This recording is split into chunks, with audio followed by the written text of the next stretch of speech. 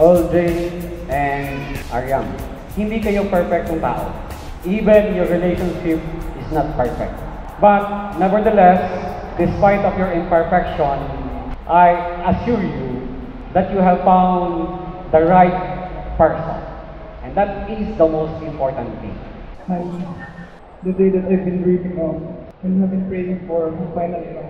After 12 long years of friendship and love, laughter and tears, setbacks and milestones, and so much more in our relationship, all comes down to this day.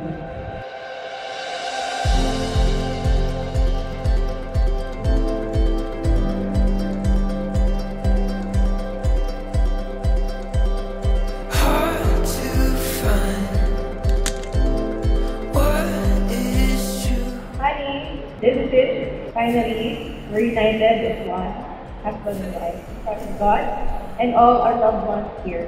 High school crush na kita dati. Kalain mo,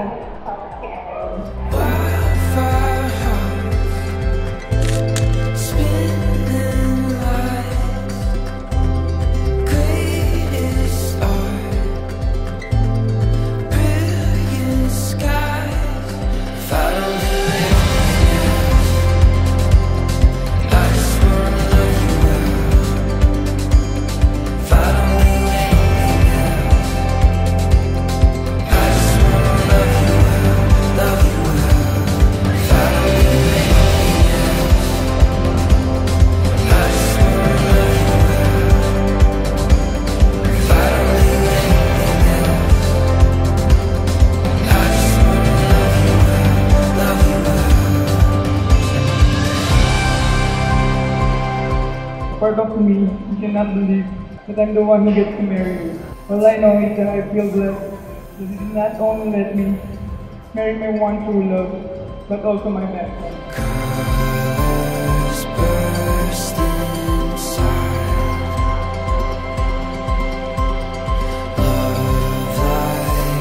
Grabe naman honey yung gift mo sa akin.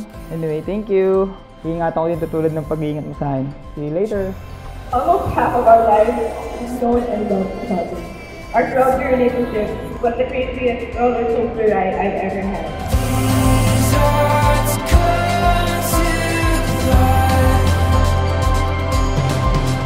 Ariam, sumatang-ayang ka ba na maging asawa sa Carl Ray na naririto ngayon alinsunod sa batas at mga alituntunin ng ating banal na simbahan? Opo, Nakalaan ka bang balikatin sa piling niya ang pananagutan ng buhay ni asawa? Opo, Father.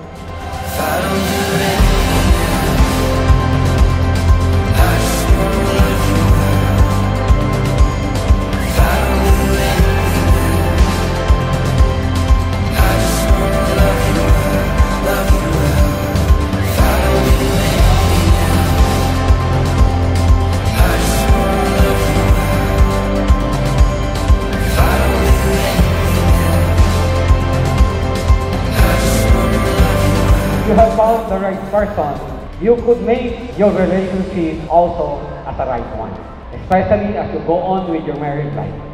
Honey, happy anniversary! Thank you sa walang sawang pagmamahal sa akin at pag-intindi.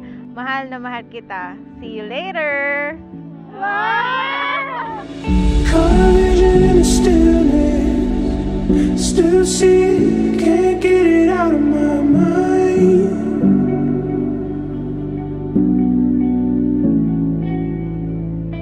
Started counting up the losses, weight sinking, water began to rise.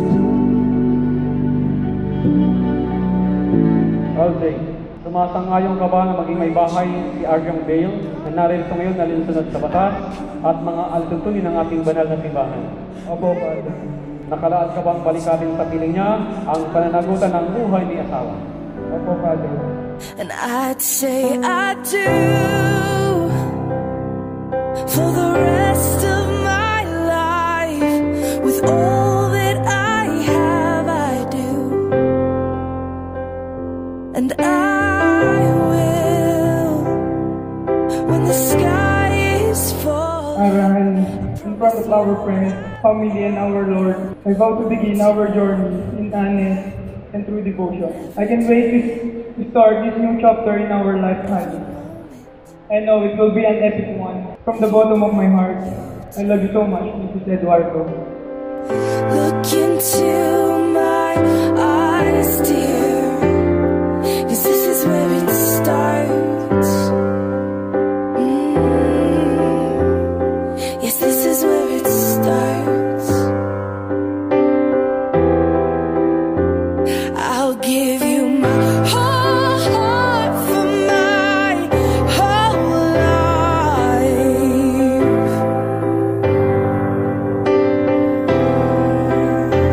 I'll give you my whole heart for my whole life. I vow to love you forever, unconditionally. I may not be a perfect wife, but I promise to be the best version of myself every day. The wife that you deserve. Napakaswerte ko na ako merong napakabuting asawa. Both na gwapo. Happy 12th anniversary, honey, and I love you so much. And every breath you take,